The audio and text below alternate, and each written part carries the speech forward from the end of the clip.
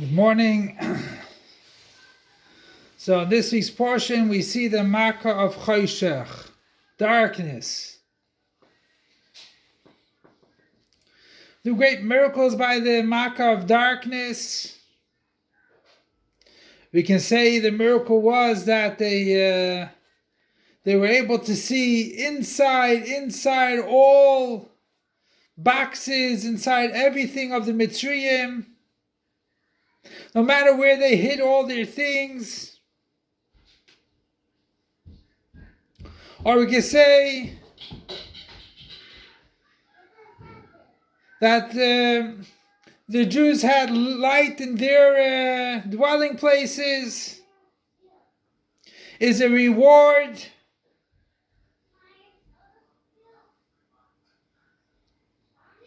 Now, even though mitzvahs have to be api teva, nature,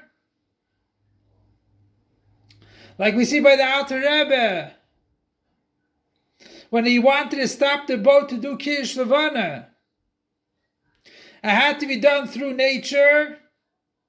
He couldn't just stop the boat, even though he did stop the boat, and then let it go.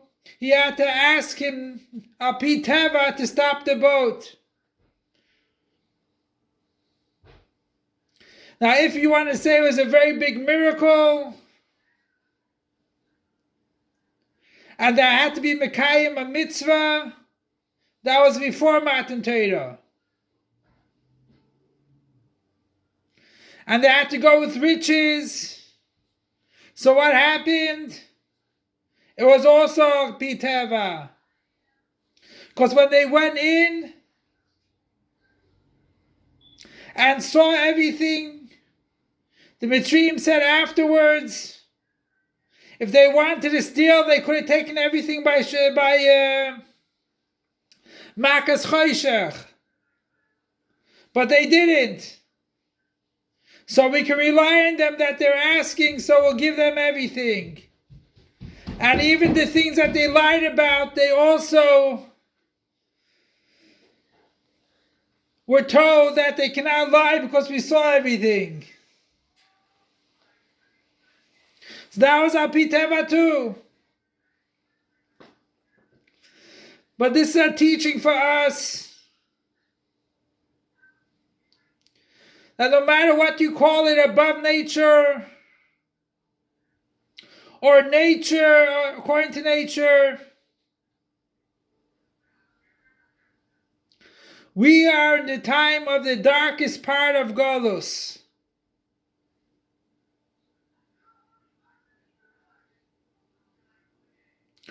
A person can fall apart and say, wait a second. It's filled with darkness. How can I overcome the darkness? Where do I have the strength to overcome the darkness? I daven in shul. I daven in, I learn. I put on tefillin. I do mitzvahs on my own. Well, how do I go into the darkness to overcome the darkness? The answer is that there could be darkness all over. V'alayich yizrach Hashem. Upon the Jews, there will shine the light of God. Wherever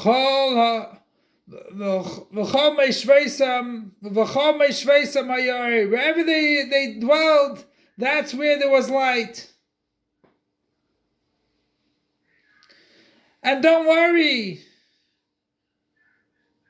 The reason is because we have the darkness is no darkness in the that can go against God. God, light and darkness is the same. And therefore, no matter where we are, we should know that God is on our side. And God will help us to overcome our evil inclination. Within us and within the outer part of the world. And the reason for that is because you got to do what you have to do. You know, a Jew, you know, a Gentile. You have the mitzvahs of Yidden, mitzvahs of Goyim. You have your workplace. You have your home. God shines His light. We just have to accept the light. We have to accept God's help. Sure, we can go according to Teva, nature. And to swim in this darkness we can't on our own. And you're trying, and you're trying, and you're trying. You think you can do it yourself. No, it's not true. You need the help of God. And nothing stands in the way of God.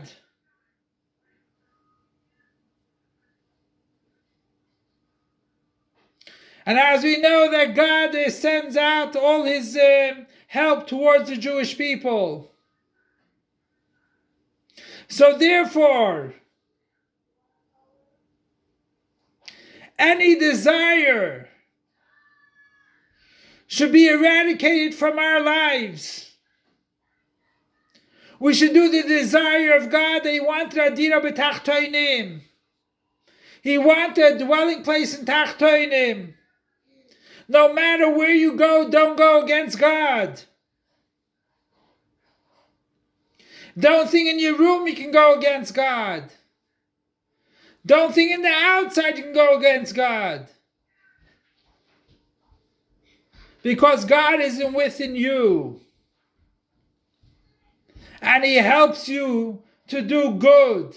He wants you to do good. That should automatically make you positive to do God's will. And may God help that we should come to the third Beis Hamikdash Hashlishi, when in the time of Mashiach there won't be any darkness. We'll only have light.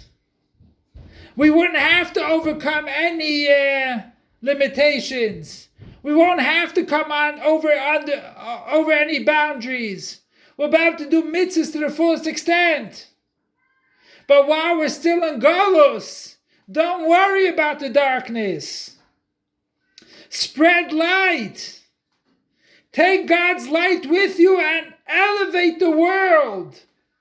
Make this world filled with the light of God. And it should be imminently right now with the coming of Mashiach. Long live our Master, Teacher, and Rebbe, King Mashiach forever and ever. Long live our Master, Teacher, and Rebbe, King Mashiach forever and ever.